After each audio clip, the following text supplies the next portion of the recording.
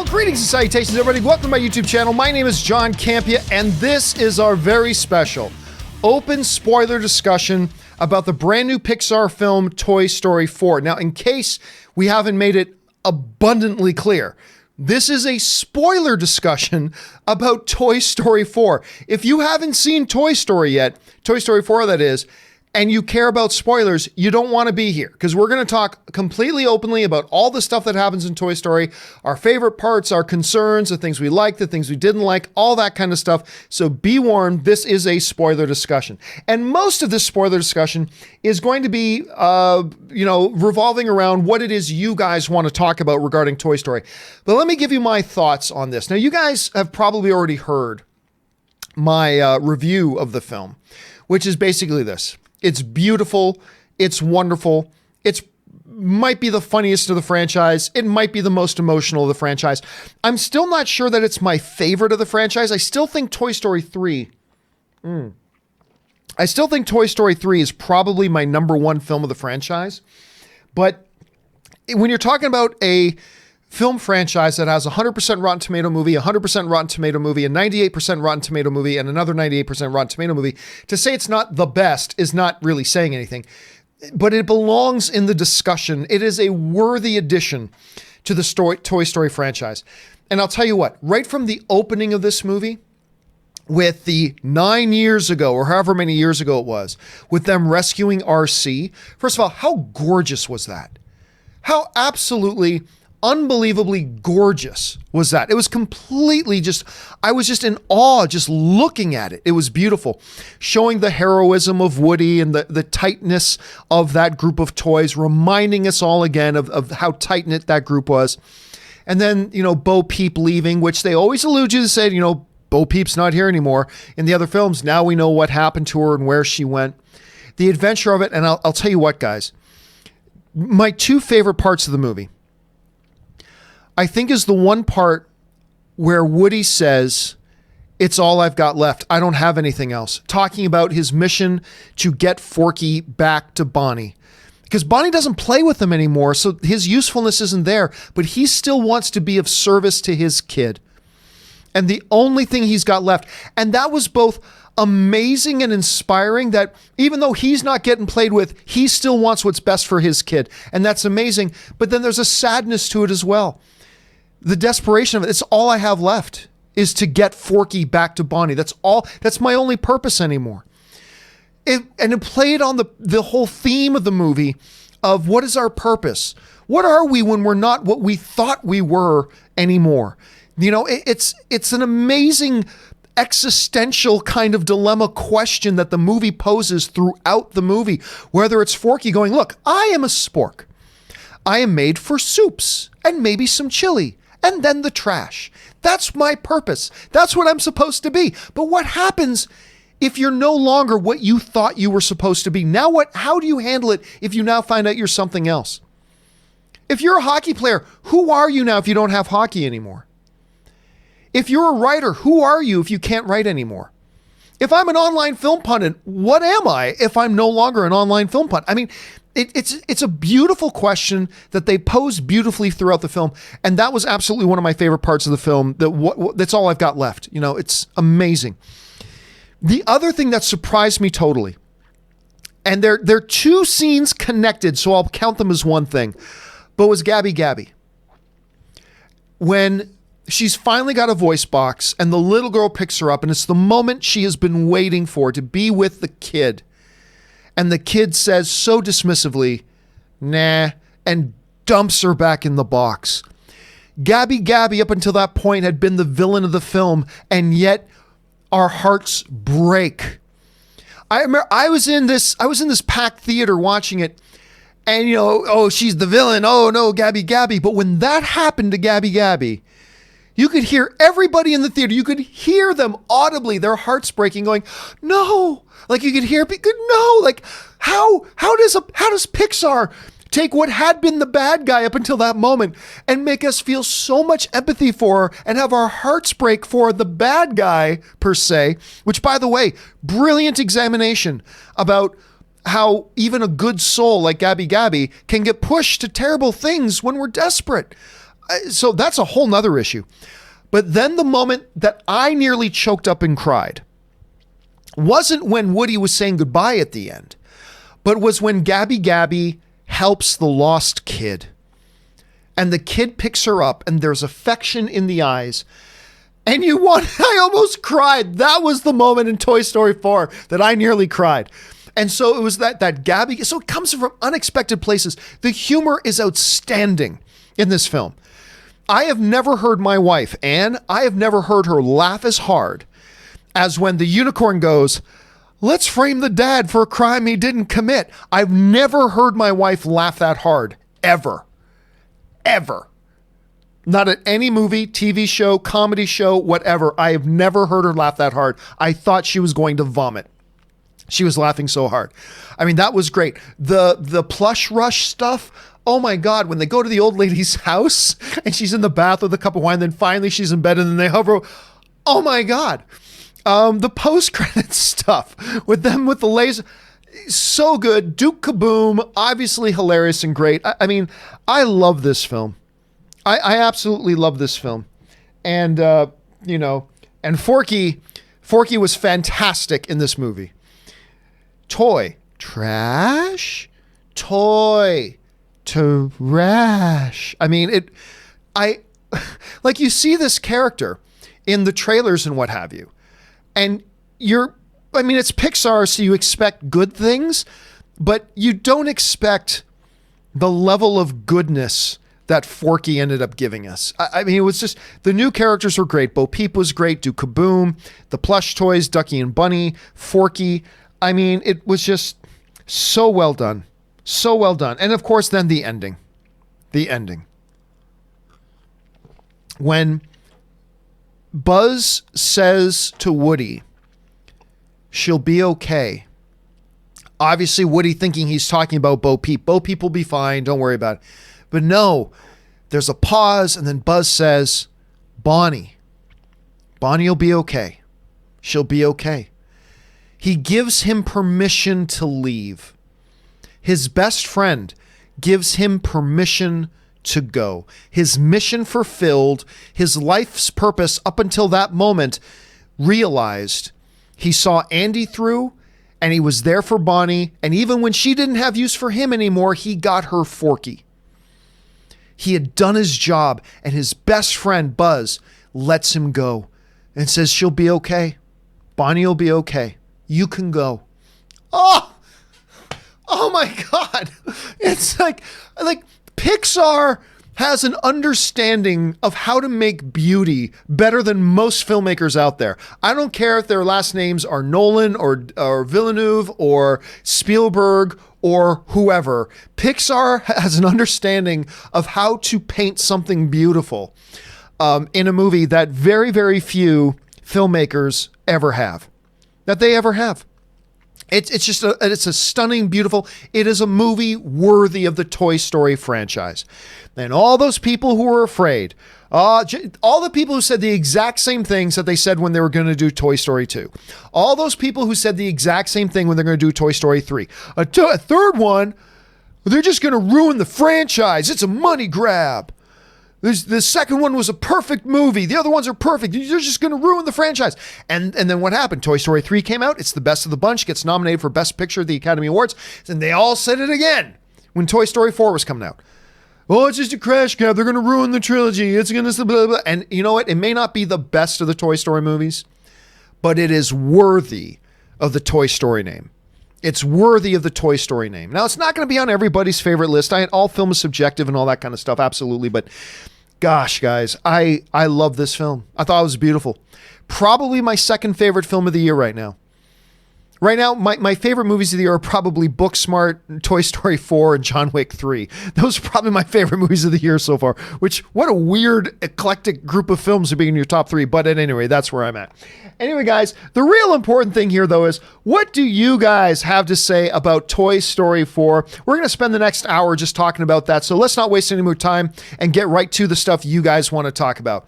And we're going to get things started here with King of the Hills 34, who writes, "To infinity and beyond." It was so great when Woody said part of the line as well. Oh, such a nice moment.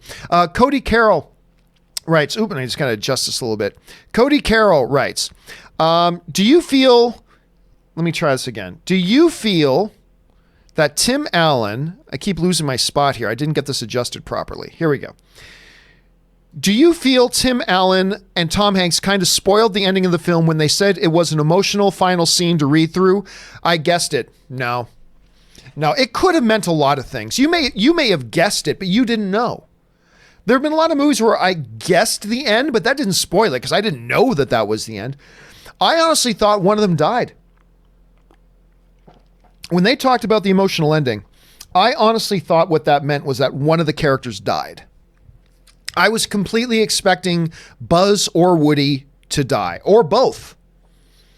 I really was. I was expecting one of them to end up being taken away in the trash or going into an incinerator or something. I really thought they were going to say goodbye that way.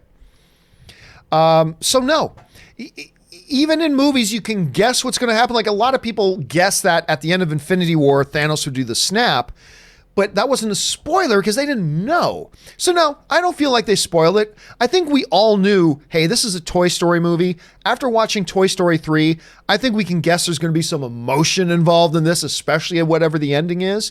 So I don't think them saying there's an emotional ending spoiled anything. That's just my opinion, but I don't feel like there was anything spoiled.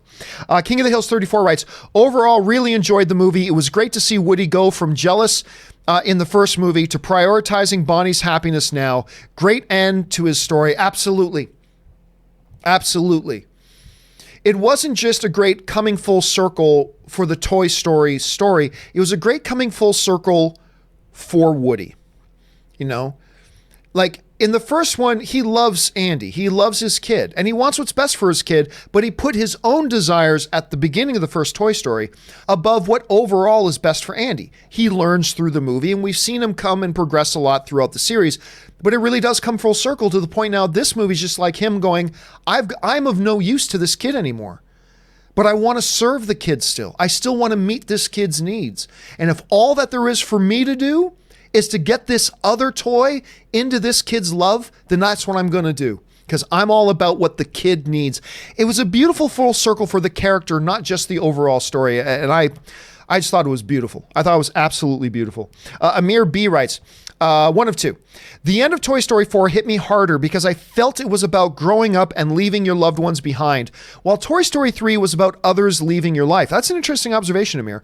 I left home for work/study 4 years ago, and when Woody hugged everyone in the end, I felt hugging my family and childhood goodbye.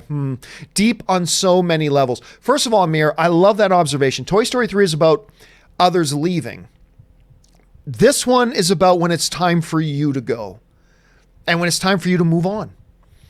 And there's a great analogy in there about whether we're moving out for our first time, whether it's time to move across the country to pursue a dream, whether it's whatever. I mean, I had that moment. It was not easy for me to say goodbye to my family and everything I've ever known, which is Hamilton, Ontario, Canada. That's home for me.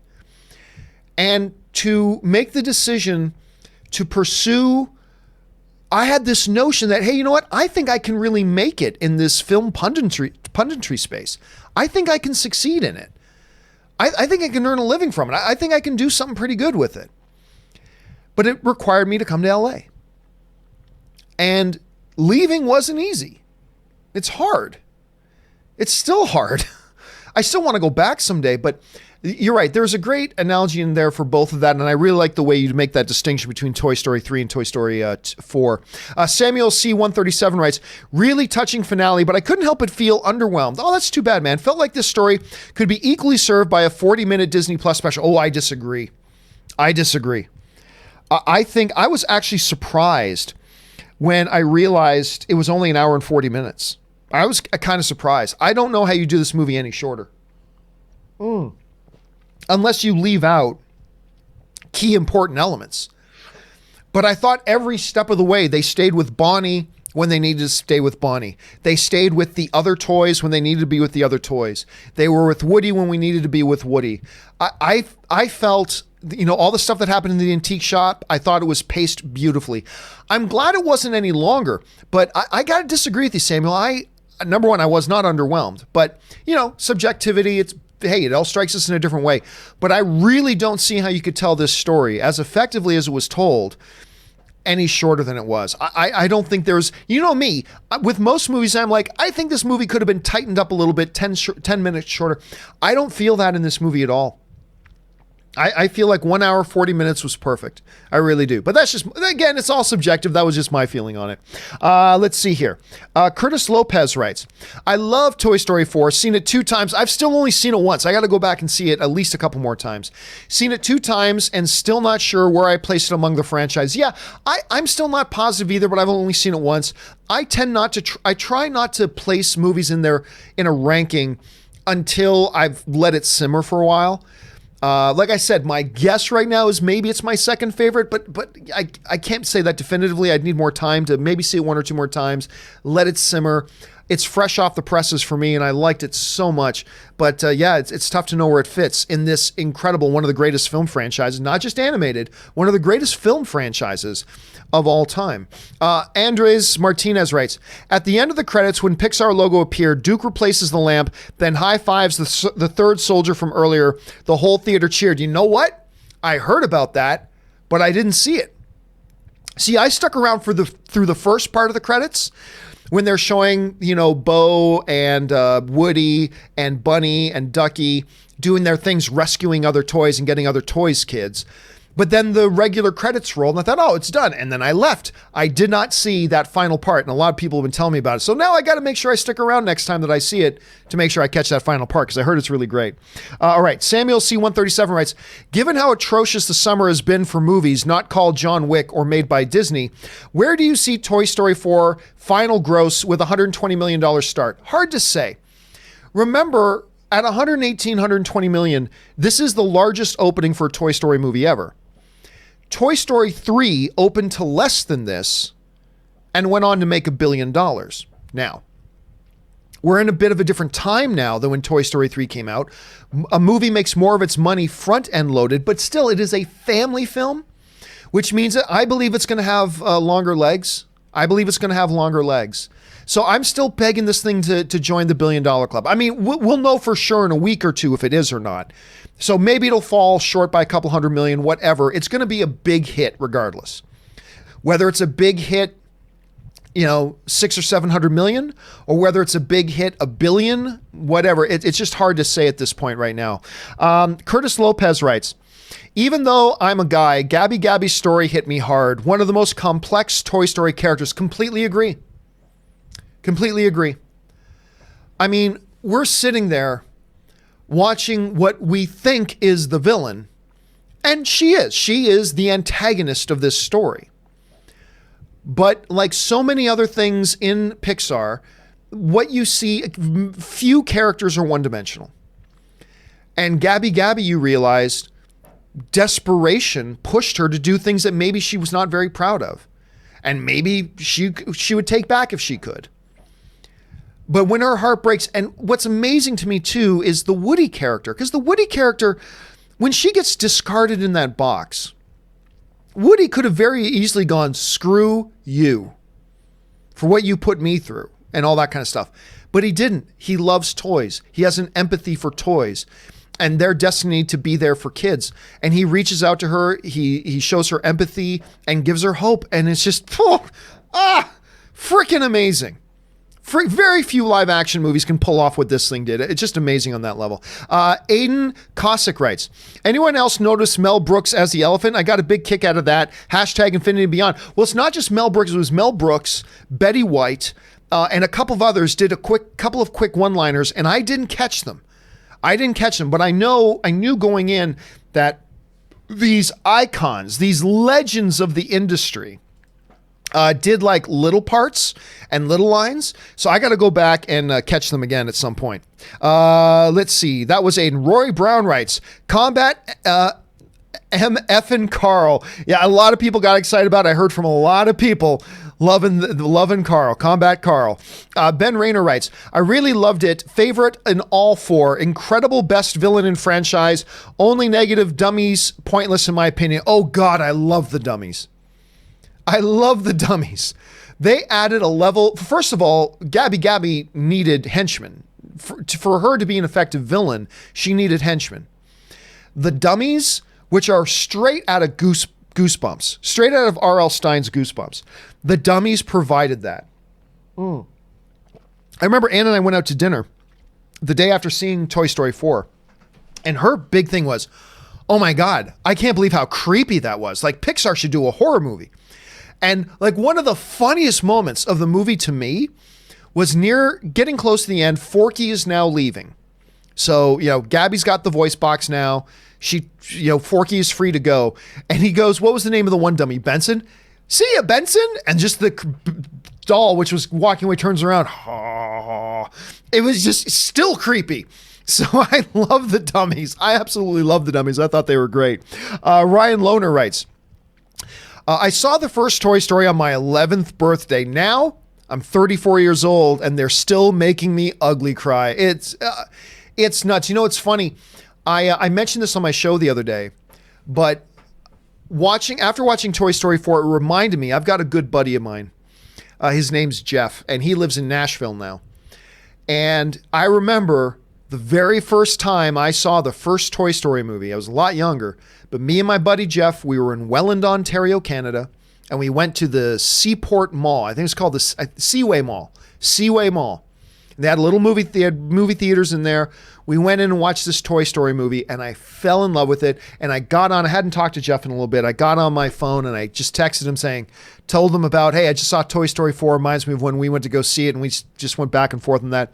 So special, Ryan. So it's crazy to think about how long Toy Story's been around. It's been around forever now. Avenge the Chicken writes, the stuff with Forky trying to throw himself away in the beginning was hilarious, but also sad at the same time. I know, but again, it played into that, the existential question about what are we and what are we meant to do and what's our purpose and what do we perceive to be our purpose and can our perceived purpose change? Which is what this little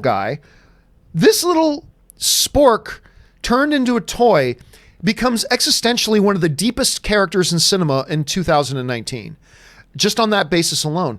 And the way he was just like, he was not just drawn to the trash, he desired the trash. This is my purpose. I am meant for soup and maybe chili and then the trash. And like, the trash is warm and the trash is safe. That he's just desired to go to the trash. And at some point, Woody had to make him realize that there was a lesson that Woody didn't realize for himself. That once that purpose is done, there's more for you out there. There's more for you. Okay, maybe your life as a spork is done, but there's a life as a toy for you. And that was a lesson that Woody realized at the end of the film also applied to him.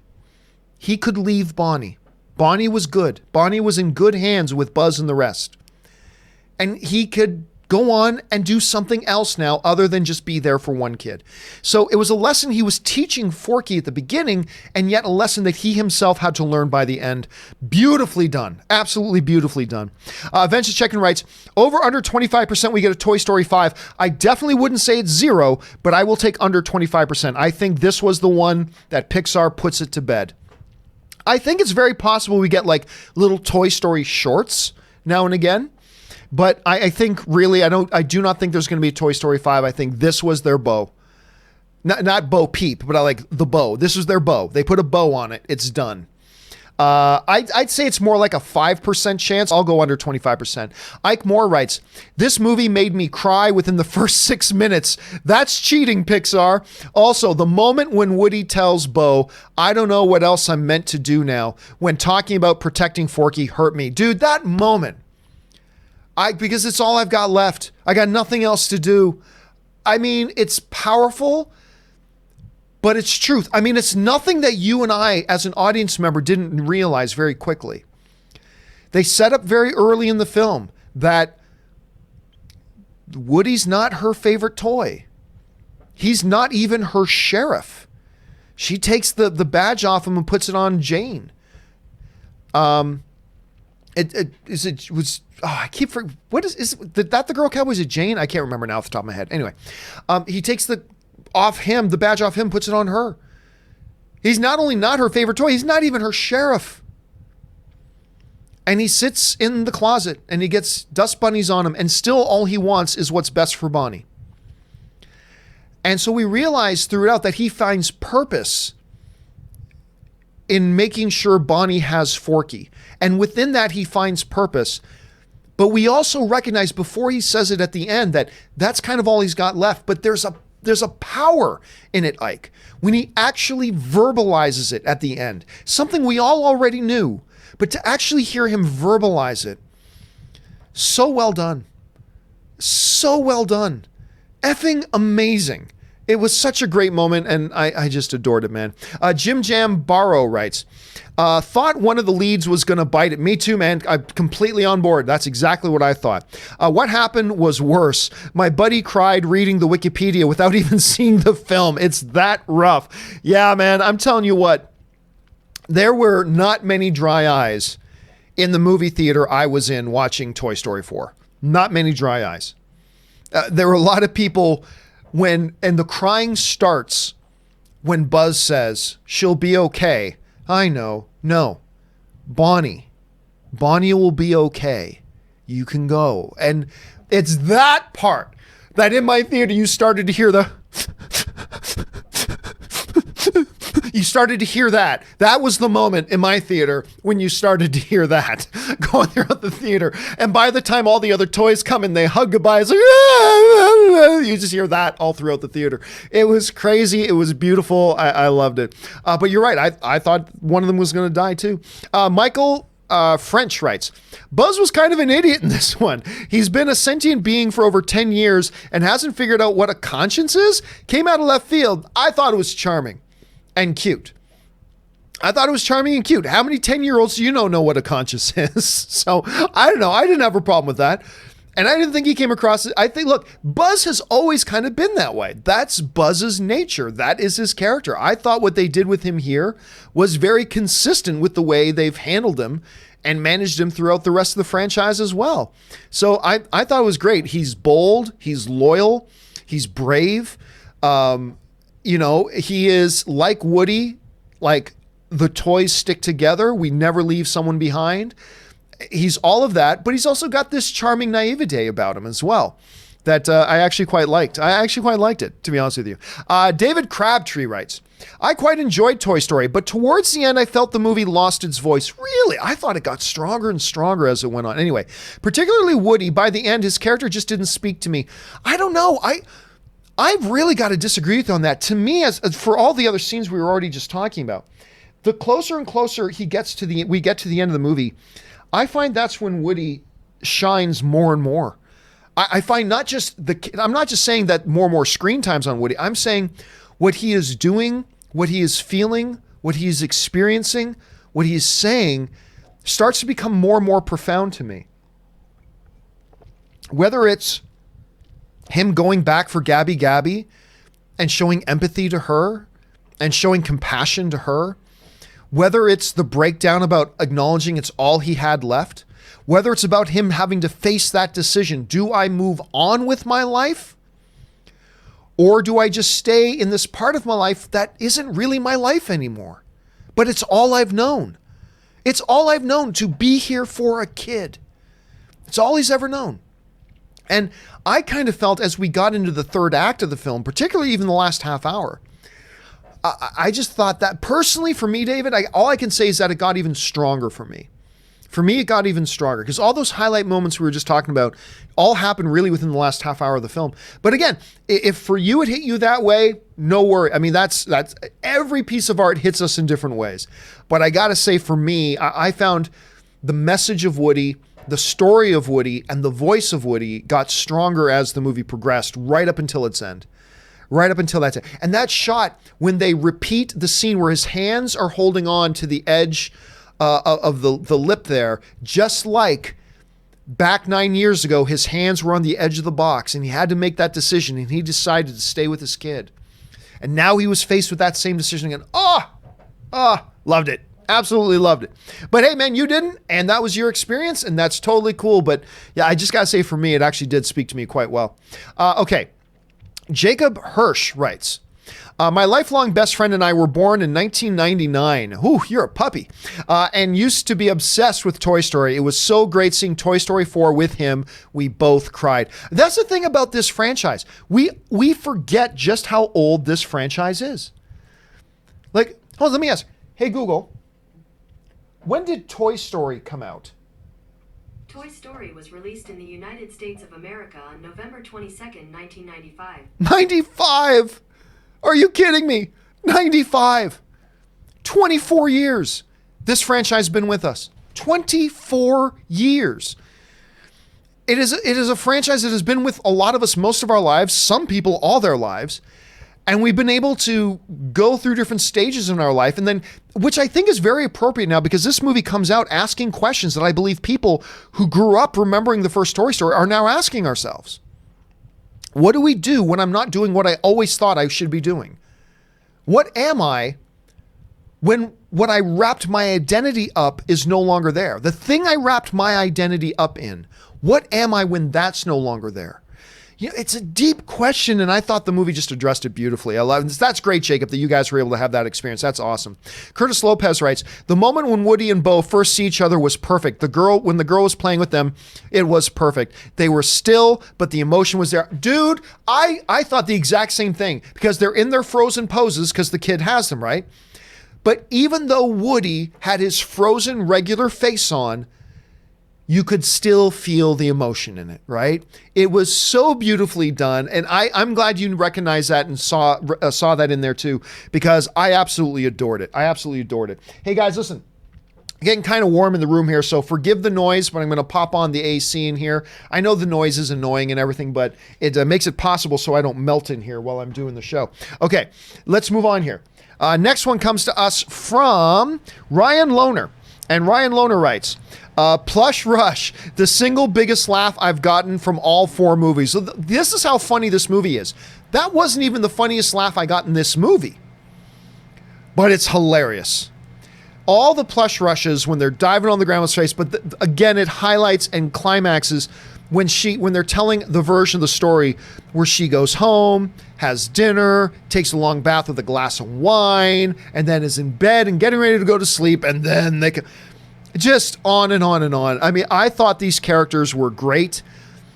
You knew they were going to be funny because it's Key and Peele, and we saw that one little feature they did with them a few months ago. But I wasn't expecting how funny it would be. Like, and again, I don't even know if that, as hard as I laughed in that moment, I'm not even sure it's in my top 3. That's how funny this movie. It's totally crazy. It's a great moment, Ryan. Roy L. writes, I feel this was a satisfying ending to the story. So do I. And you know what? I was with everybody else that, hey, look, Toy Story 3 was a great ending to the Toy Story franchise. It would have been perfect. The Andy trilogy was complete. Toy Story 1, 2, and 3 was the Andy saga, right? And it ends with Andy passing on his toys to a new kid. And they survive the incinerator. They get back to Andy, and Andy passes them on. It's a perfect ending. Perfect ending. And here they come with Toy Story 4, and they find an even better way to end it. It was great. Toy Story 3 was the end of the Andy story. Toy Story 4 was the end of Woody's. And you're right. They just somehow find a way to make Toy Story 4 an even, not necessarily a better film, but an even better ending than Toy Story 3 was. That's how I felt anyway. Senior Eric writes, Toy Story 2 is my Princess Bride. Dude, remember, Toy Story 2 wasn't even going to be a theatrical release. This was in an era when Disney was just kind of cranking out low quality, middling quality sequels to popular animated films like Lion King 2 and all these sorts of things. Toy Story 4 was originally going to be a direct-to-home video release. And at some point they went, you know what?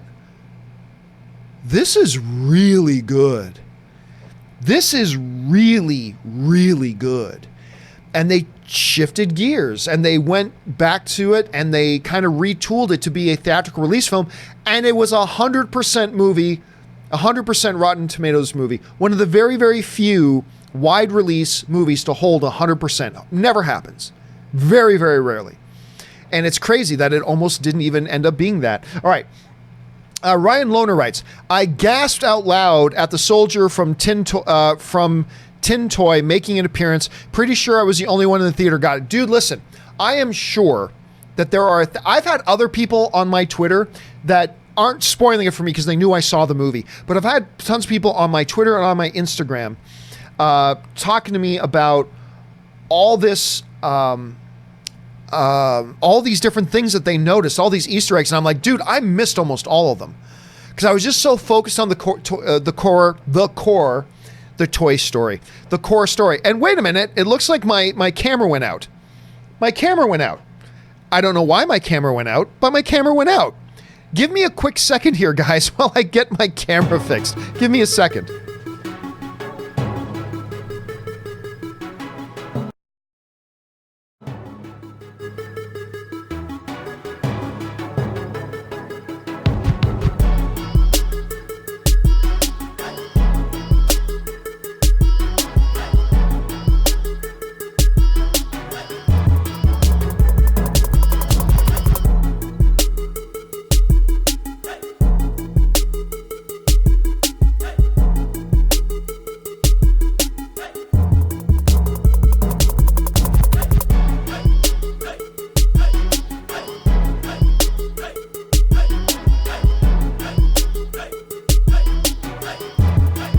Sorry about that. I don't know why that happened. That has not happened with this before, but here we are. We are back. We are back indeed. All right. So with all that down, where are we at here? Oh yes, on Ryan's question. So I never really got a lot of the stuff. I never got a lot of the stuff. I never got a lot of the Easter eggs. So I'm sure I need to go back because I heard people telling me that the guy and the dogs from Up are in there in some painting somewhere. I heard that there is Coco's guitar is in there. I've heard there are Bugs Life characters somewhere. I've heard all these things. So I need to go back and watch it again and just really watch on the periphery just to see if I can pick up on all the different stuff that comes out there. Okay, let's move on here. Next one comes to us from Eric G, who writes, I wonder who was Woody's kid before Andy since he was made in the 1950s. Me and Ann talked about that. What the conclusion we came to was that he never did have a toy. He was an old classic toy that just simply never got bought and was just, away in a storage facility somewhere or whatever, and that Andy was his first kid. Because they've never made any reference to Woody's life prior to Andy. Even in Toy Story 2, when he's talking about, when he's finding out stuff about the old Woodies and stuff like that, and in Toy Story 3, even then, there's no memory of anything like that for him. So my assumption, and it could be wrong, was that Andy was actually his first kid. That however he came about being in his possession, that Andy was his first kid. And that's when he came to life. So that's my guess. Could be wrong. We'll have to wait and see. Unless I'm missing something that you guys know about that I've totally forgotten about. Roy L. writes, did you see the ending with Duke Kaboom? No, I didn't. Jumping on the Pixar eye and giving the Winter Combat Carl a high five after the credits. I did not, because I thought all the special stuff was done and I left the theater. Also, I was seeing a double feature that night of Child's Play, so I did have to get moving, but I'm going to stick around for it next time, though. I'm going to stick around for it next time. All right. Randall Cartwright writes, opening scene with the rain was a VFX masterpiece. God, it was beautiful. That was just gorgeous, man. That was gorgeous. The rain falling and the water rushing towards, like down the gutters on the streets and all that kind of stuff. It was just so great. I mean, story-wise, it was beautiful storytelling. Toys trying to rescue one of their own, all that kind of stuff. It was good to see RC again. It was good to see RC. But yeah, just from a visual point of view, Randall, it was gorgeous. Luke Blackwell writes, confirmed Gabby is Annabelle's long-lost daughter. There we go. It's all one big shared cinematic universe. Yes, she was Annabelle. Garrett Couch writes, you think good, this isn't as emotional. Then she'll be okay. Bonnie will be okay. big gulch in the throat. Buzz is a true bro. And dude, it was even before that for me. The part when Gabby gets discarded into the box. The character that was supposed to be the antagonist, the character we're supposed to be against, and they conducted it in such a way that when she gets dropped in that box, you just heard you heard the compassion from the audience for it. And then Woody comes and shows compassion. It's and then she'll be okay. Bonnie, she'll be okay. Oh, starting up throughout the whole theater. It was just so beautiful, man. It was so beautiful. Curtis Lopez writes, Randy Newman's I Can't Let You Throw Yourself Away has been stuck in my head all weekend. I don't even remember it. I just remember that the music throughout the movie always had me. The music throughout the movie, Curtis, always had me. And I've been walking around my house for the last 2 days, just doing something and all, like making a tuna salad sandwich or something. And all of a sudden, you've got a friend in me. And I'm just finding myself singing You Got a Friend in Me for the last 48 hours. I don't know why, but there it is. Randy Newman's music in this movie was absolute perfection. Garrett Couch writes, Dad's totally going, that unicorn is freaking hilarious. And like I said, I've never heard my wife laugh harder in a theater than, let's frame him for a crime he didn't commit. It's just, and then at the end, when the cop gets the dad to step out of the car, and this devilish look on the unicorn's face, priceless, man. Absolutely priceless. Roy L. writes, I would love a Toy Story CGI animated series on the Disney Plus streaming service taking place during the years with Andy. They are so creative at Pixar. They are, but I don't know if just an episodic TV series would water it down. I feel like it would water it down. And don't get me wrong. If they announced tomorrow that they were doing that, if they announced tomorrow that they were going to do a weekly, a 12-episode Toy Story series that, say, maybe takes place during the Andy era, maybe between when Bonnie or when Bo gets taken away up to the events of Toy Story 3, I'd be down. Of course I would. It's Toy Story. But my advanced thought is that it kind of waters it down a bit. I like it as it is. And I'm all for a couple of little Toy Story shorts. I'm all for some Toy Story shorts, but a Disney Plus series, I don't know. I mean, I'm saying that now, but if they announced it, I'll be, yay, Toy Story. I totally would. But I guess here outside of that situation, I don't know if I'd be for it, to be honest. I think it's better just to let it go. Let's see.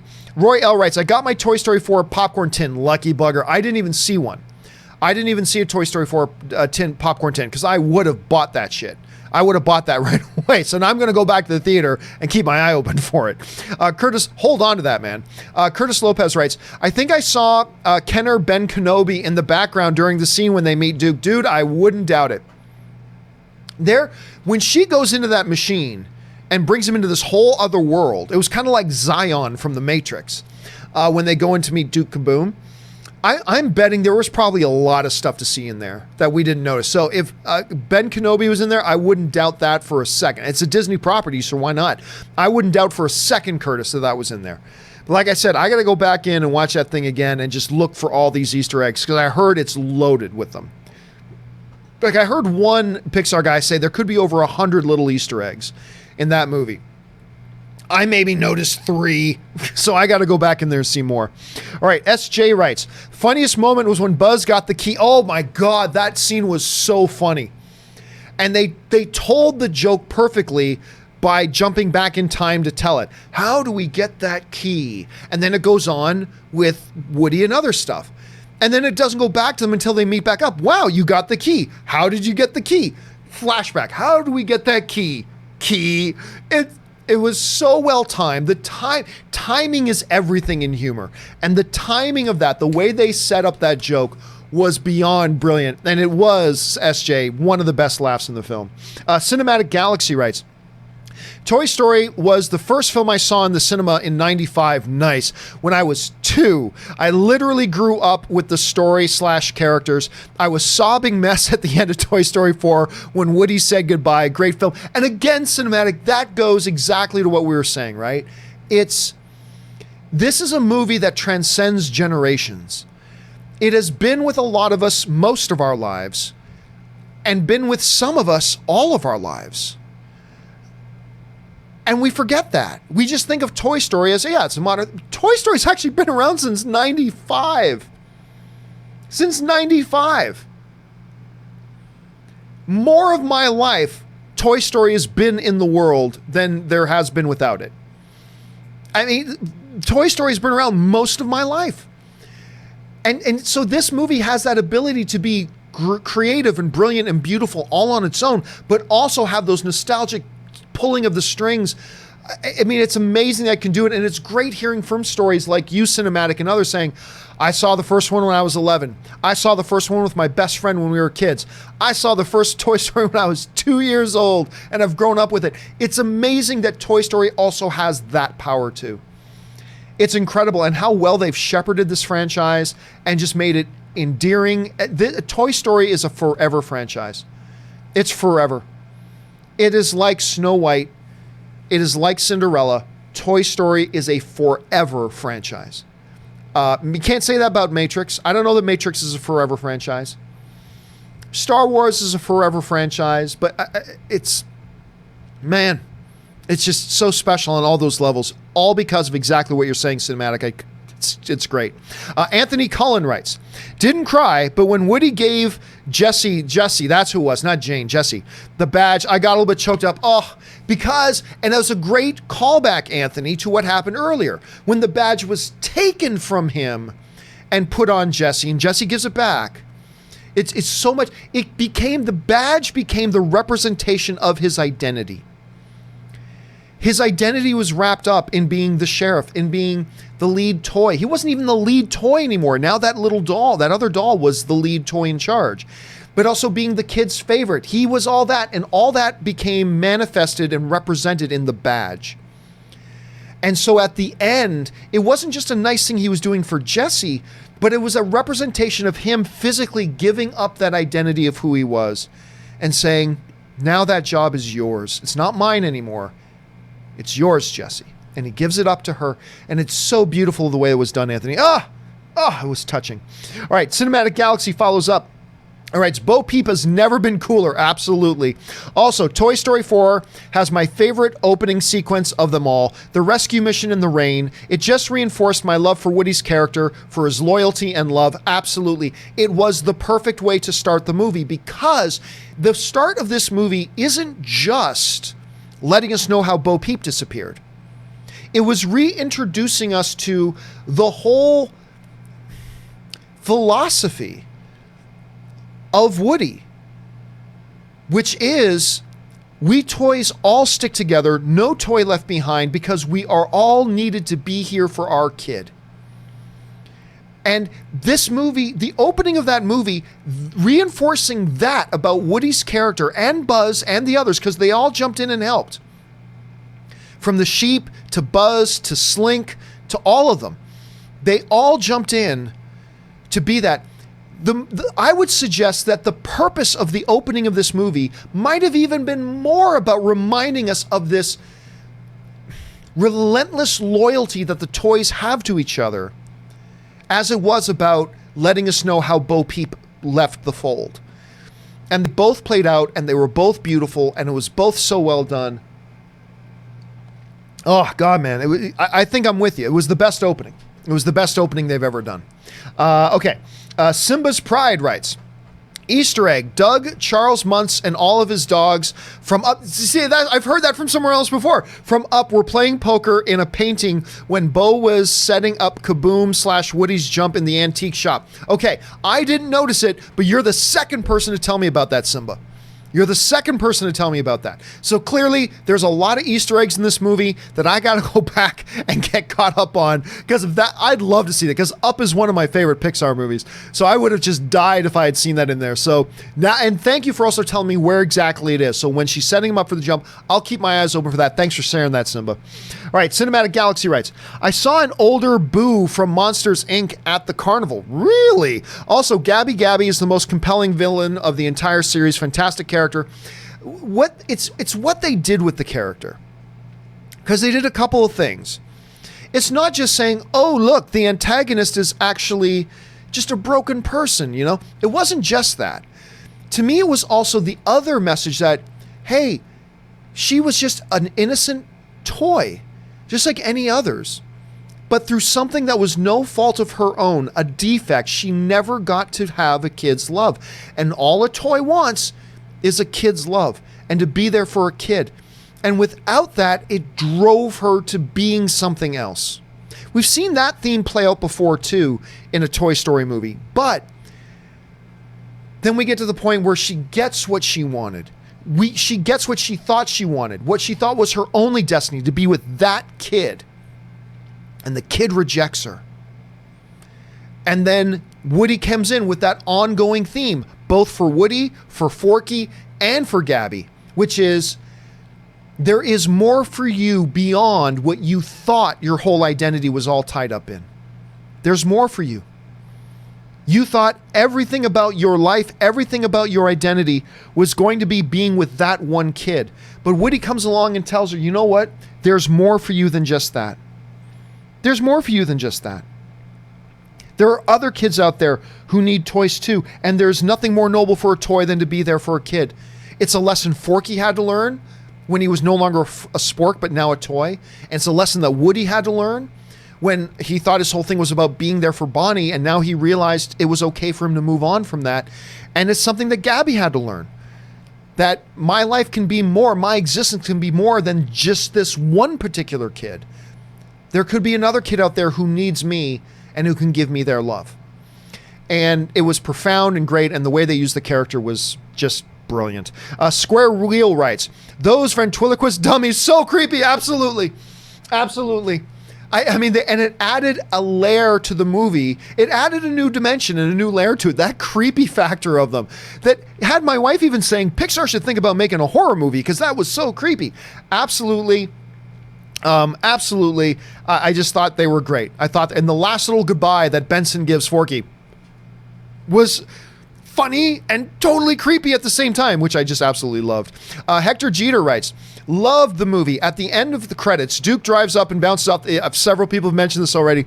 Duke drives up and bounces on the Pixar logo and gives a high five to the G.I. Joe figure, Combat Carl. The one that never got one. Oh yeah, the whole thing about constantly being the one soldier was constantly left hanging. Oh my God, it just got funnier as that went on. So he's the one who gets, okay, that's even more perfect. That's the best. Because that little gag of the poor little soldier toy that kept being left hanging, oh my God, I thought I was going to die. I was laughing so hard. That part was great. Fake Street writes, Keanu is killing it this year. John Wick, Cyberpunk, and Duke Kaboom. And hey, honestly, if you have not seen Always Be My Maybe on Netflix, watch it. It's really fun. It's a very charming little rom-com. And Keanu Reeves plays himself, and he's awesome in it. You should absolutely make sure you check that out as well. But he did great as Duke Kaboom. He was really great. The greatest Canadian stuntman. Yes, you Canada. Let's see. Hector Jeter writes, I guess they didn't do the traditional make-believe action scenes for the opening like the previous movie. I like that they did a flashback scene. Yeah, I mean, you're right. It broke with tradition a little bit, but it was how they needed to start this movie. It had been 9 years since we've seen the last, I believe it's been 8 or 9 years since the last Toy Story movie. And they had to address, because the Bo Peep thing is an important part of this movie, so they had to go back and tell us a story about how she left.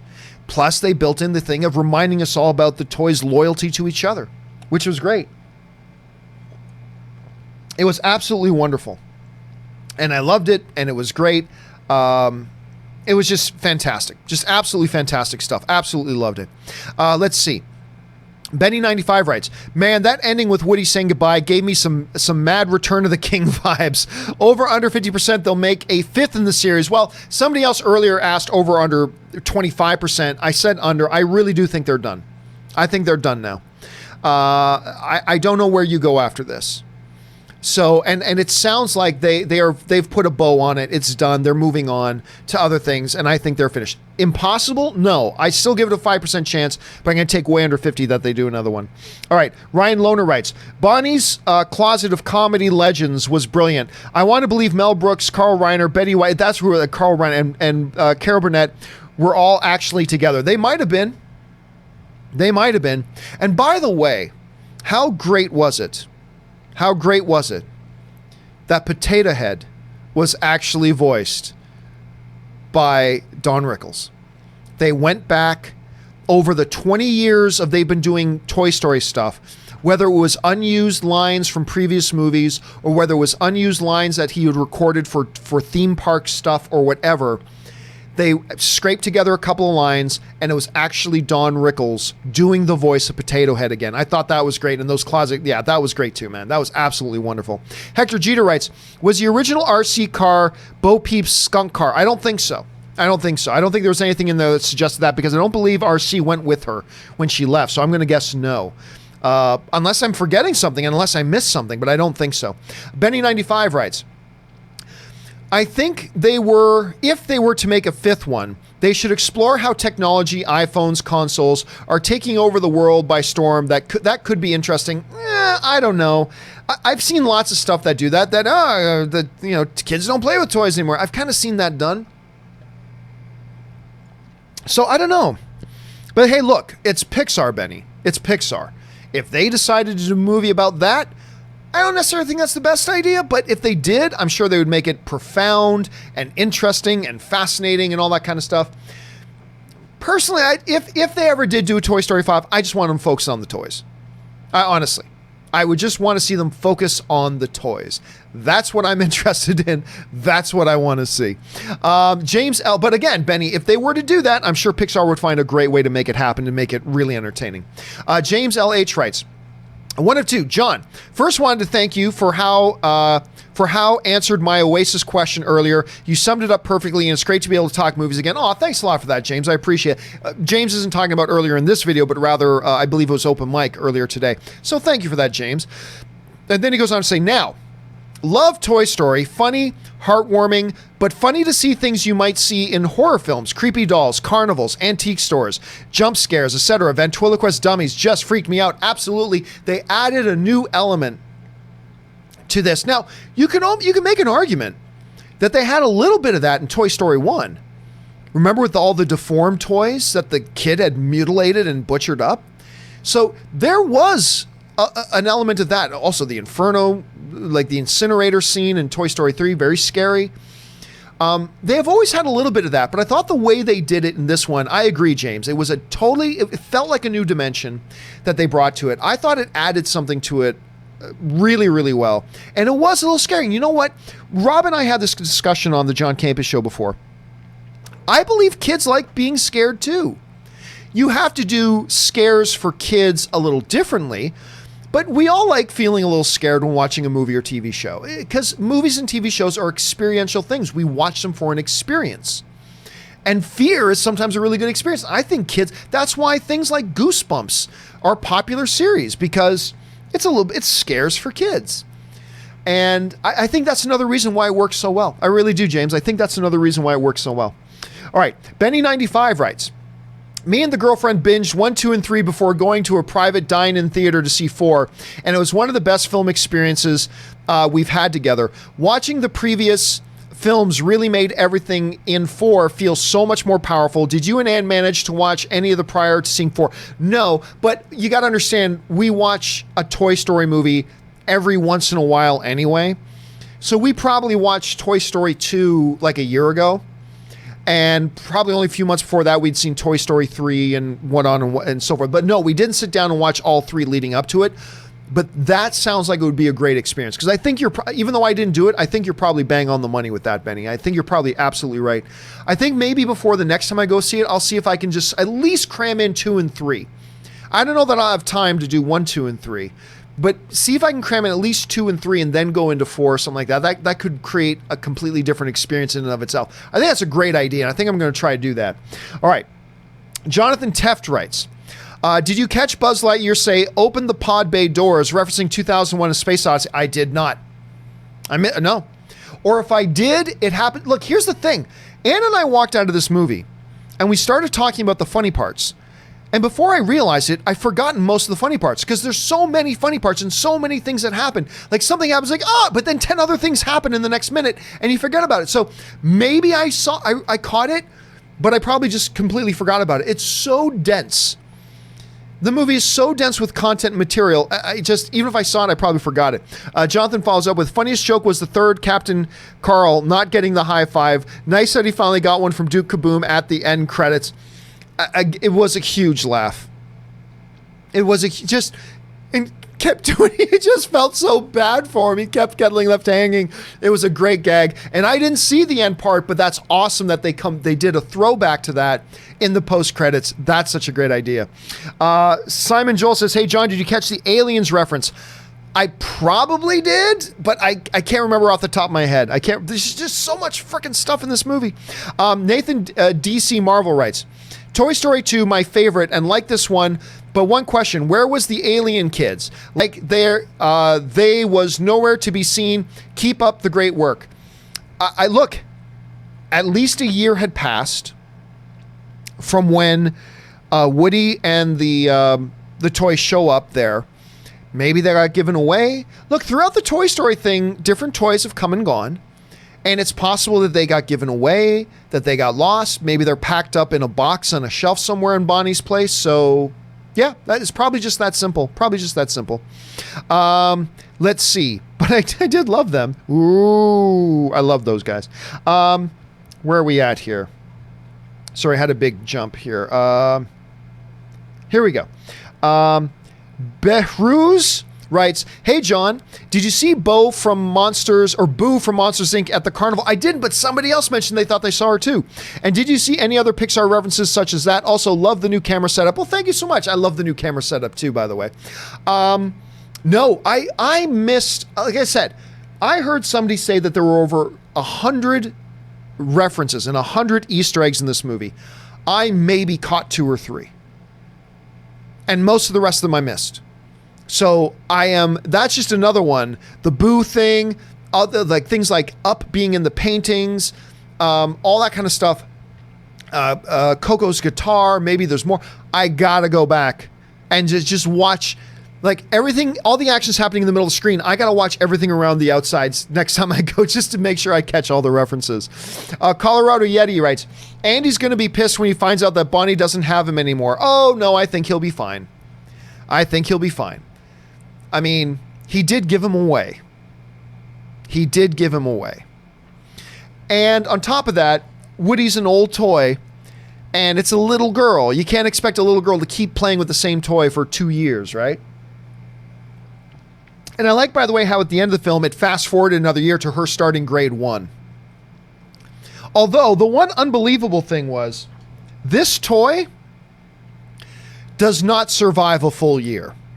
This toy, as flimsy and fragile as it is, I don't care how much Bonnie loves it still, this toy doesn't survive a year. So it's kind of funny as they flash forwarded at the end and Forky is still there and still in perfectly good condition. I thought that was kind of funny.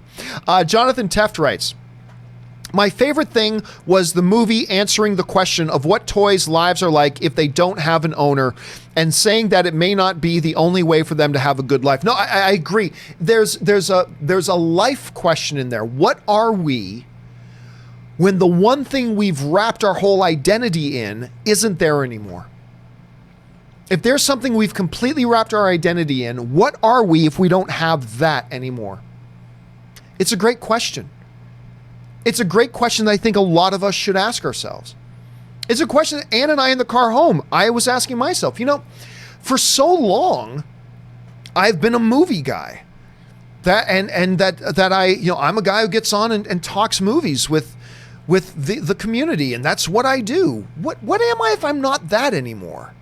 What am I if I'm not that anymore? You know, I think it's a great question for a lot of people to ask. And it's a question that numerous characters throughout the film, be it Forky, be it Gabby, be it Woody, that they find themselves confronted with. And I think it's a good question we should confront ourselves with as well. David Tapia writes, when the toys fake the GPS directions, does that mean people can actually hear the toys speak, even ones without a voice box? Yes, because remember, they established that in Toy Story 1. Remember?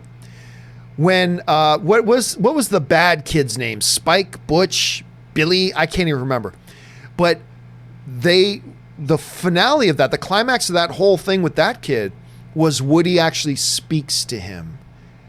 You know, be nice to your toys. That wasn't his voice box. That was him talking. So in this universe, though it breaks their rules, the toys can be seen and they can be heard. So yeah, absolutely. It doesn't need the toy box, and that was established all the way back in Toy Story 1. Jonathan Teft writes, the running gag of Buzz listening to his voice box for instructions was my least favorite part. Oh, really? I liked it. It wasn't funny, felt way out of character for him, and made Buzz come off as dumb. I don't agree. I do not agree. I thought it was great. You know, as you know, because it's an abstract concept. Listen to your inner voice. And Woody gave an example of his own voice box. So for Buzz to try to get this new abstract concept of listening to his, I thought it was funny. I did. But hey, man, you know, not everything's going to work for everybody. I'm sure there are a couple of gags in the movie. I can't remember them. I'm sure there are a couple of gags in the movie that fell a little flat for me as well. I'm sure there are. But yeah, that one for me worked. That one for me worked, I gotta say. Django 19 writes, I thought it was beautiful how they had one last scene with Andy playing with all the toys, just reminding us of our childhood memories. Cry time. Oh my God, yes. Oh my God, yes. I mean, because for most of Toy Story, the saga of Toy Story, it's been about Andy. Now you can say it's been about Woody and Buzz, but everything that they've done has been about Andy. And for them to take us back there again, Django, I think you're absolutely right. I think that was a beautiful decision on their part, and it just hit the old soft spots. It really did. Hit the soft spots. I thought that was great, and I thought it was a wonderful little touch.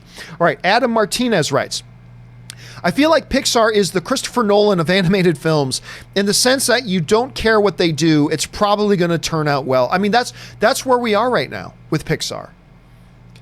They do films that look on the outside like, how can this be any good? Like Coco? A kid and his guitar. What's there?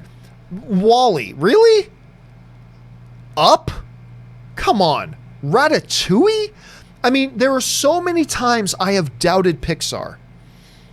And then come out of it going, oh my God, that was so good. Like, they have now gotten to the point where, you know, we've got a couple more movies coming out. We got Soul and we've got Onward coming out. I'll be honest with you. I didn't love the Onward trailer. I didn't love it. Let's just tell you that straight up. Do I think the movie's going to be brilliant? Yep, because I am never going to doubt Pixar again. Especially after Coco. Especially after Coco. I am never going to doubt Pixar again. Never. So even though I didn't love the Onward trailer, I'm just going to go in with a starting assumption that it's going to be freaking brilliant. That's just what they've earned. Pixar's just earned that. Jonathan Teftis writes, my ranking of the movies is 1, 3, 2, 4. Even though 4 is last, it's still great. I mean, again, that's the thing. We're talking about a movie franchise with 4 movies that are 100%, 100%, 98%, and 98%. There is no wrong order. That's the thing. There's no wrong order. So to me, the question wasn't going to be going in, is Toy Story 4 going to be the best of the Toy Story movies? For me, the question going in was, is Toy Story 4 worthy of the Toy Story franchise? Because that's a high bar.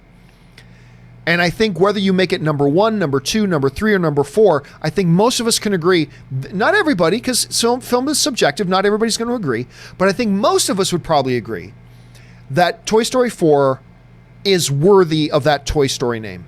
It is worthy of this franchise. And that's the highest compliment I think you can give it. All right, Robert Gia Chinta writes, would Andy be mad if he found out Bonnie lost weight? It's funny, somebody else might. I don't think so.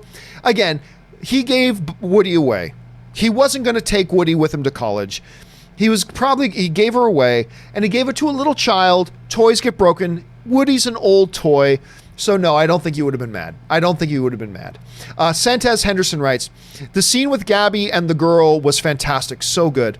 Both of them, whether the girl that rejected her or the girl that found her and kept her. They were both great. It choked me up. This movie didn't get me like 3 did, but it was still powerful. Ranking 3, 4, 2, 1.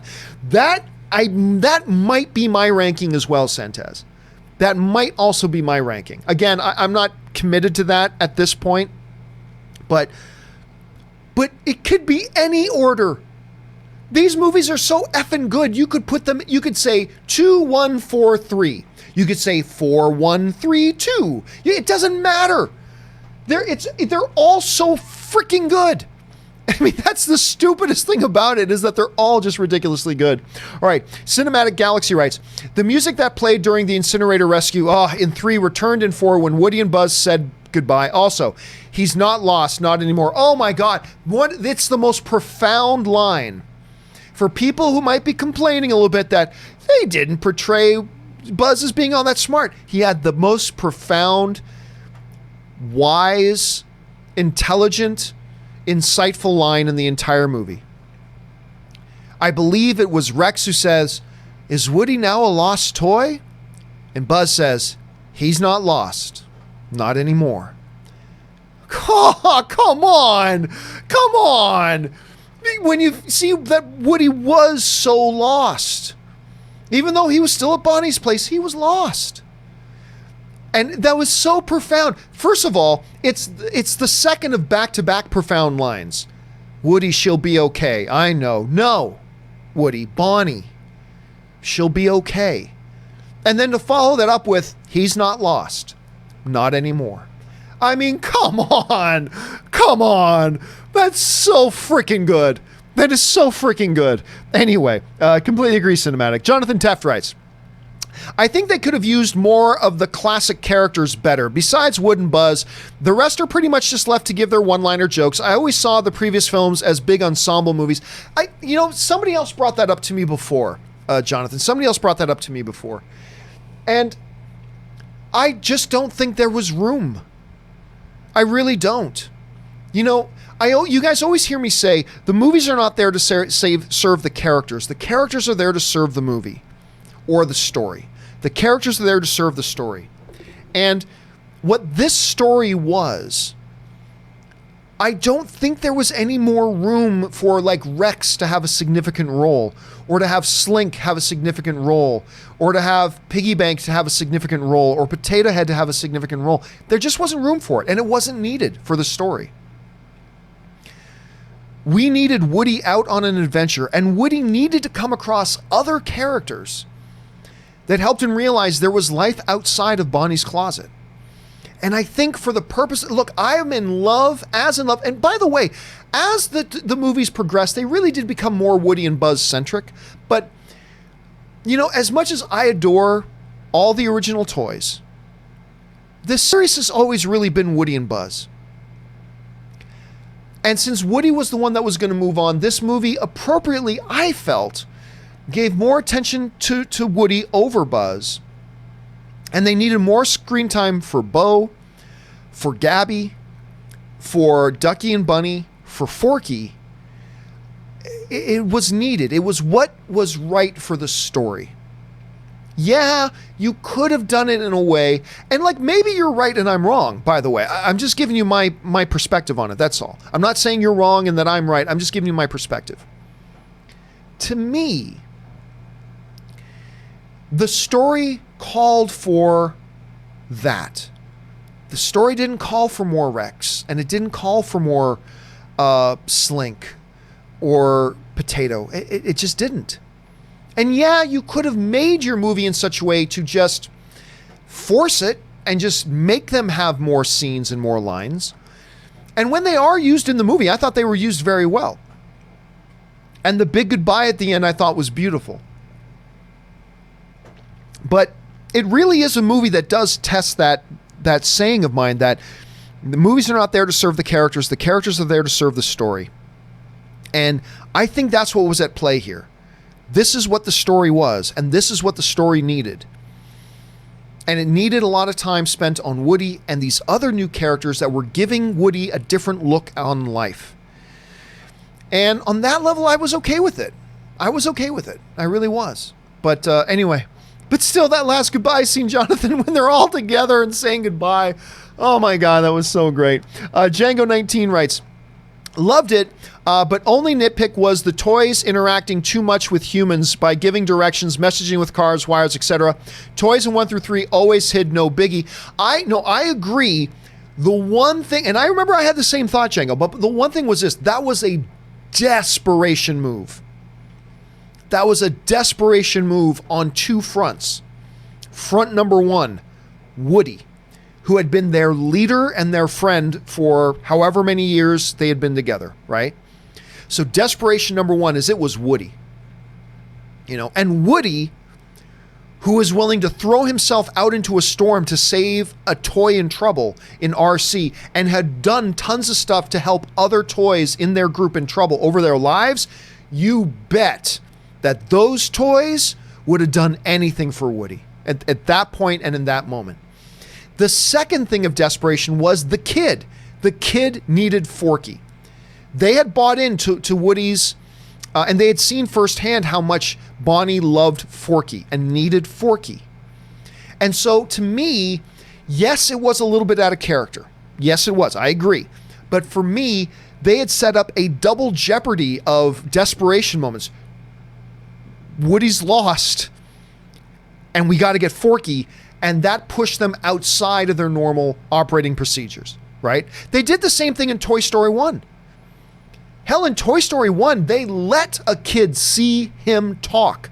Woody actually directly spoke to a kid. So, I mean, really, that is even more outside of their rules than what they did in this movie in the RV, right?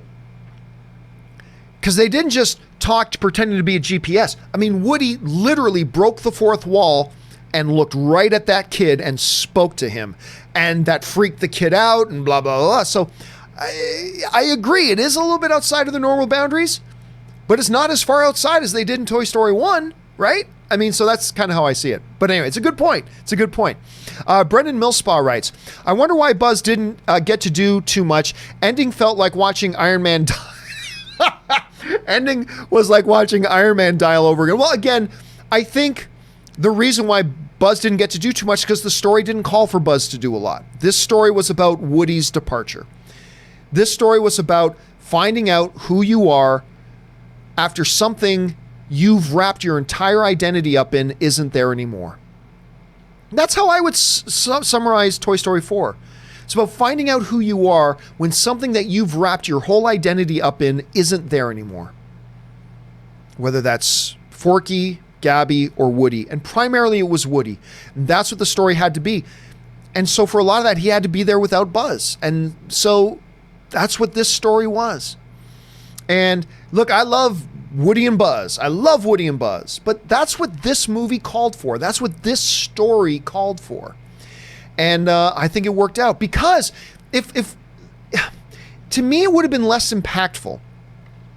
The fact that Buzz was still behind with all the other toys, other than the one rescue attempt. He was behind with all the other toys. He was keeping them all together. And you saw that one scene where all the toys are going, Buzz, what do we do? Buzz, what do we do? Buzz, what do we do? You know? Then it wouldn't have been as impactful then at the end. If you didn't have that, then at the end when he comes up to Woody and says, she'll be okay. Bonnie will be okay. Telling him you can go. It wouldn't have been there. For that to have the impact I believe that it had, you needed to have Buzz as a secondary character back with the rest of the toys for most of the story. I think that set up that moment. And maybe I'm wrong, but that's just how it hit me. That's just how it hit me. Anyway, yeah, watching it was like watching Iron Man die all over again. I like that. Okay, James Argenta writes, Gabby was inspired by Talking Tina, according to the director. Oh, I totally believe that, because that's all I saw was Talking Tina. And from the Twilight Zone, the original Twilight Zone classic episode, I'm talking Tina, and I'm going to kill you. That's totally what she reminded me of. So I didn't see the director say that, but I'm not surprised at all, James, that he did. I'm not surprised at all that he did say that, because that's that's pretty terrifying. Jonathan Teft writes, I love the creepy stuff they did in the antique store. Gabby's a great villain, and the puppet henchmen were so creative. I love the puppet henchmen. Love them straight out of Goosebumps. So creepy. And then the creepiness led to funny stuff later on. And Gabby, such a great I'm more prone to call Gabby the antagonist rather than calling her the villain. You know what I mean? Gabby was the antagonist more than the villain. But she was great. so great. And I just loved it. And like I said, the closest I came to actually bawling in this movie wasn't when they were saying goodbye. It was when Gabby found the lost girl. That was when I got choked up. That's when maybe it might have been me you heard going. That might have been me. That's the part that really got me. I love the way they did that. Flubbernubs writes, How to Train Your Dragon in Endgame was better in my opinion. Okay, I disagree. Endgame was not as good as Toy Story 4 in my opinion. But that's just me. I think Toy Story 4 was an overall more creative, better told, far more nuanced, far deeper. I just thought it was overall better. Don't get me wrong. I love me Avengers Endgame. Don't get me wrong. Avengers Endgame is a more exciting movie. Avengers Endgame is a bigger event movie. A lot of things, but... and How to Train Your Dragon 3 was great. I loved it, but I thought Toy Story 4 was better. But hey, that's why all films are subjective. We all have different points of view on the things that we see. Nothing wrong with that. That's the best thing about movies, that we all have these different thoughts on them. All right. David Crabtree writes, Towards the end, I feel the movie lost its voice. Woody's character just didn't speak to me. I was actually making a joke about, That totally went over my head, David. That totally went over my head. But I see, he just didn't speak to me because he didn't have his voice box anymore. Now I see what you're going for. That's funny. It just completely went over my head when we were talking about it earlier. All right. Jermaine Sneed writes, Year of Keanu, I loved him. I thought he was great in this too. I really did. The story about his old kid, oh my God, was so funny. When I couldn't do the jump that he did in the commercial, it's a commercial. It's so funny. No, those are my girls. Talking about the sheep. So funny. It was so great. By the way, did you see the director talking about Keanu Reeves saying he wasn't prepared for how funny Keanu Reeves really is in person? So that's always great to hear. Jeremy follows up. Gabby is my favorite Toy Story villain. Yep. I mean, they've had lots of them. From, what was the Kelsey Grammer? Well, there was Stinky Pete, and then Lutzo, and then the kid, Spike, or whatever the kid's name was in Toy Story 1. Emperor Zurg, the toy collector, hawker guy. I mean, Gabby was just such a great character. And that theme has been there before about a toy that just in such desperation got driven to do. That was there before, but then this took its full circle and got us back to the more empathy for the character, which, I mean, my God, again, when the girl drops her in that box and discards her, that's the antagonist, and we all felt bad. Oh, so well done. Tabitha Plays writes, It came out that Woody was Andy's dad's toy. Okay. Which is why Andy was so attached to him and it was hard to give him to Bonnie. See, I never heard that. I got to go look that up now because that would make total sense, Tabitha. That would make total sense. So I don't know where you heard that from and I don't know if it's true, but if that's true, that makes a hell of a lot of sense. And gives an even another layer of depth to the whole thing about the attachment that Woody had for Andy for so long. It would give another layer to that. So I got to go look that up. That's a very interesting thing you brought up. Thanks for sharing that.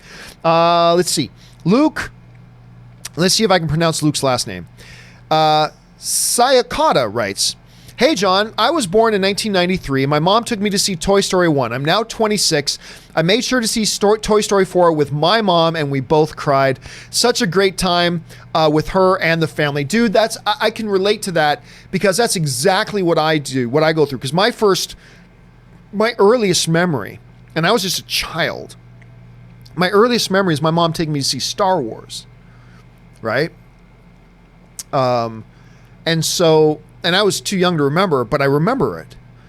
And now, every year, I go home around Christmas. We couldn't this past Christmas because there was no new Star Wars movie, but every year I go home at Christmas and I take my mom and my family to go see a Star Wars movie. It's just great. So, dude, that is so special that you got to do that. That is awesome. And here's hoping that they do more films in the future, whether it's Toy Story 5 or something else that allows you guys to continue on a tradition like that, because that's super special. Thanks for sharing that, Luke. I like hearing that. That's awesome. Let's see. Oli Killip writes, saw Toy Story 3 as a 9-year-old back in 2010 and saw Toy Story 4 in the exact same screen. Oh my God. Back on the exact same screen today. Andy's scenes at the start took me straight back. That is awesome, Ollie. I love that. Not only did you see it for the first time, but you got to go and watch Toy Story 4 on the exact same screen today. That's awesome. That's straight up awesome. I love that. That's terrific. What a great, and again, it kind of speaks to what we were talking about a little bit earlier, right? That how Toy Story isn't just some franchise. It's been around for most of us, most of our lives. And for some of us, all of our lives. I mean, we forget that, but because it's got that kind of reach that you're talking about right there, Ollie, and that's a beautiful thing. That's awesome. Ben Rayner writes, Carl Weathers is Combat Carl's. What was it? Okay, are you being facetious or is that serious? Was that Carl Weathers? If so, I didn't even know that. I didn't even know that that's true. That's awesome to know, Ben. Roy L. writes, the biggest laugh at my theater was Woody looking for Bo Peep and Forky was saying, Bo Peeps, Bo, Bo, Bo, Bo, Bo, Bo, Bo, Bo, Bo. That was funny. That was funny. I didn't think one of the funnier jokes in the film, but it was funny. And you know what? I got to tell you, while I didn't think it was one of the funniest jokes, it was still funny. I got to agree with you. I think my theater got a really good laugh out of that too. Yeah, I think my theater got a huge kick out of that. I got a big response from them as well, Roy. ZCM Zombie writes, Forky might have made me a fan of Tony Hale. Oh, yeah. So I didn't even realize this is the guy from like Veep and stuff like that. I didn't even know it was him. But it was so well done. It was so great for such a weird little character. And this little thing was just so great in this movie. So great. It was voiced beautifully. It was such a job well done. So I agree with you. Payne Perry writes, Boo is in class and the crowd. See, now that's it. I got to go back because I got to see Boo. I got to see Boo. I got to see that. So now, because you're like the third person to confirm that, Payne. So now I got to make sure I go and see that myself. All right. Roy L. Sorry, where'd we go? Roy L. writes, Woody and Buzz hugging, and each one of them saying to infinity and beyond, couple of tears streamed down my first It was a beautiful ending. Again, I thought this movie was going to end with one of them dying. This was better. And then them all saying goodbye. And it all starts with that damn Buzz Lightyear line. She'll be okay. Bonnie, she'll be okay. Get out of here. Shut up. It's so good. It's just, you're right, Roy. It's just, that scene is just so great. All right. Shah Akbarali. I'm sure I butchered your last name there. Sorry about that. So the feminist steals the man's voice by committing domestic violence. She gets away with it because she's a doll. Toxic feminism, not cool. I like that. That's funny. Quinall Father 69 just in the super chat. Kaori Teke, who is apparently downstairs in my house, just wrote, somebody wants some peanut butter. Corey has this dog named Wakame. And Wakame is this adorable little Pomeranian. And when Wakame comes over to the house, Wakame gets very excited and comes up to me very excited because every time Wakame comes over, I say, do you want a treat? And then she gets all excited and she'll sprint to the kitchen because I always go and get a little fingerful of peanut butter and let her lick peanut butter off my finger and she goes nuts for it. So I guess they're downstairs waiting for me. So I should probably wrap this up here pretty quick.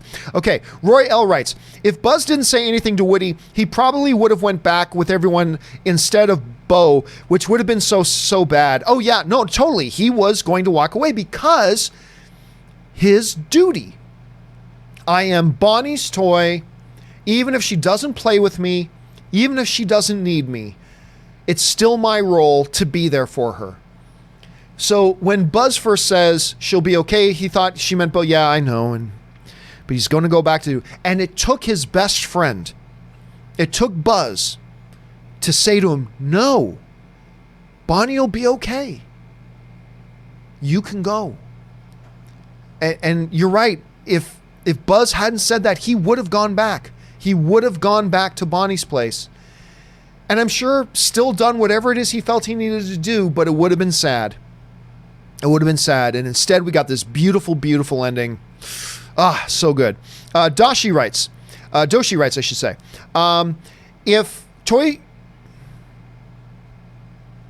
I think Toy Story 4. If Toy Story 4 ended with a flash forward to old man Andy dying in his bed, that would have been grim.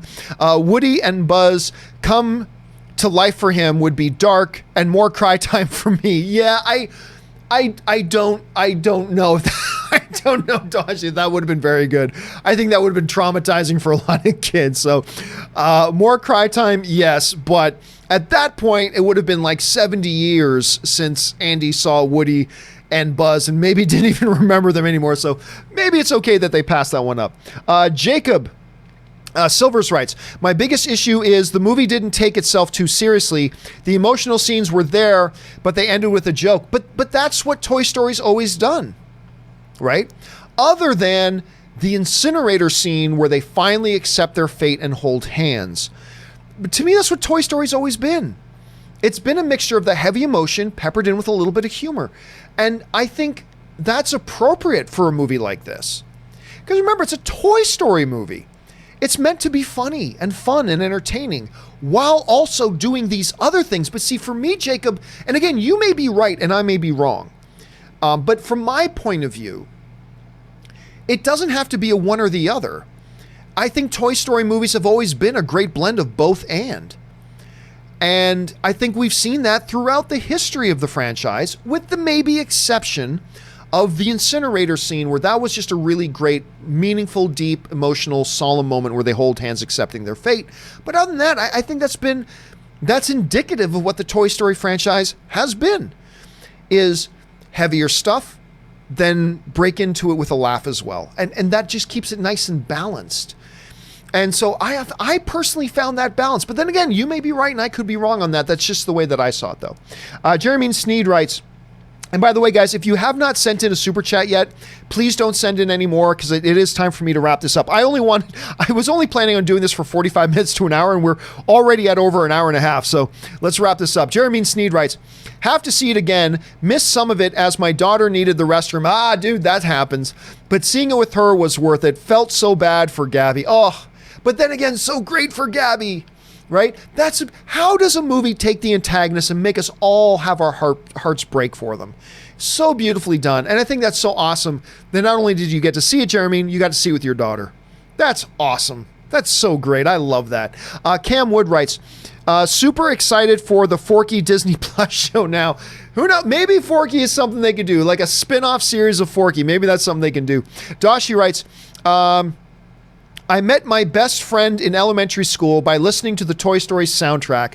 We have seen all 4 films together in theaters. We both cried. Again, Dashi, a great example of what it means for Toy Story having been around for so long. Having been around for so long. It's insane. It has been around most of my life. It has been around for some people all of their lives. And the fact that because it's been around so long, so many of us has these deep-rooted attachments as well, that just gives another level of meaning to it. And I just love that. All right, last 3 questions here. GW427 writes, the exchange that got me was between Bo and Woody. Woody, I need to do this. Bo, why? Woody, because this is all I have left. Man, I sunk in my seat. Wow, powerful. You felt Woody's need for a purpose. And again, I mentioned this earlier, GW, but it's so true. You know, it's something that he finally spoke, but that we knew throughout the movie. They painted that picture that, like, Woody has been relegated to the closet. Woody no longer even gets to keep his sheriff badge. That goes to Jesse when it's playtime. And you just knew from the beginning that being there for Bonnie in whatever way she needed was all he had left. And if even that meant getting her a new toy to love that could be there for her, even though he can't, then he was going to do that. And that's all he had left. And there was a sense of desperation in it for him, trying to make sure Forky stayed put. And so we all knew it. But that moment when he actually verbalizes it and said, it's all I have left.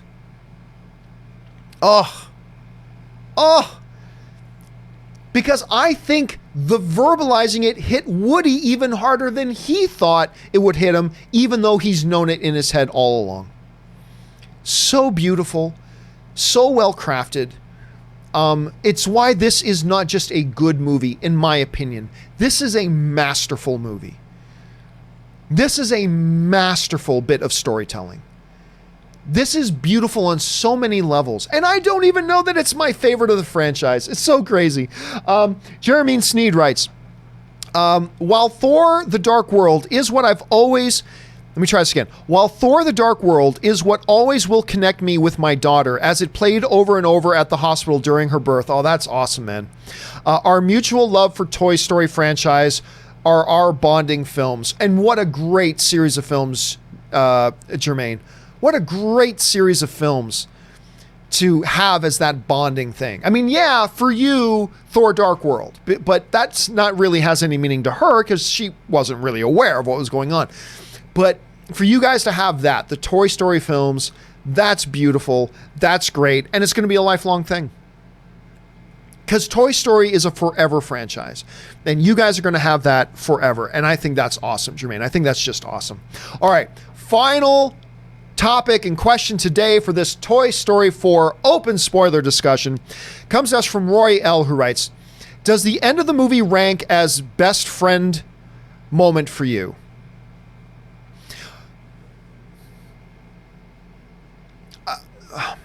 I don't know what it is exactly you mean, Roy. If what you mean by that, as in the Woody and Buzz exchange, and Buzz telling him it's okay to go, if that's what you're talking about, and I don't know for sure that that's what you're talking about, but if it is, then yes, absolutely.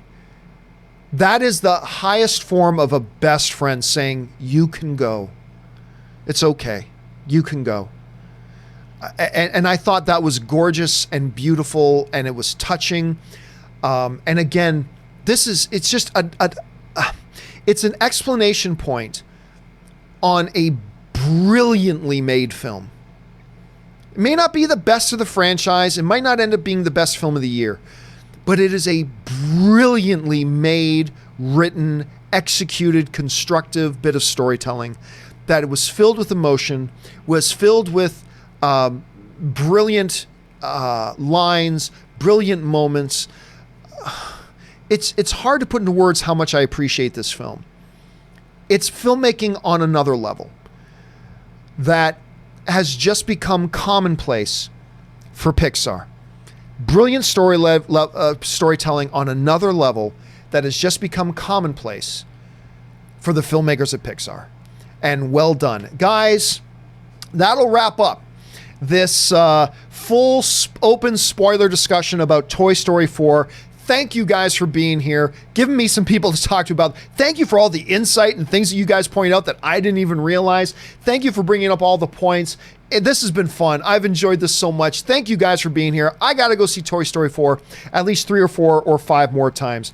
Guys, thank you so much for being here. Time to go on and enjoy what little is left of the weekend before we go off and conquer a new week. Monday starts tomorrow. Don't forget, guys, the John Campea Show returns again tomorrow morning. Make sure you come back and join us for that. That will do it for me for now, guys. Thank you all so much for being here and being a part of this. What a special movie.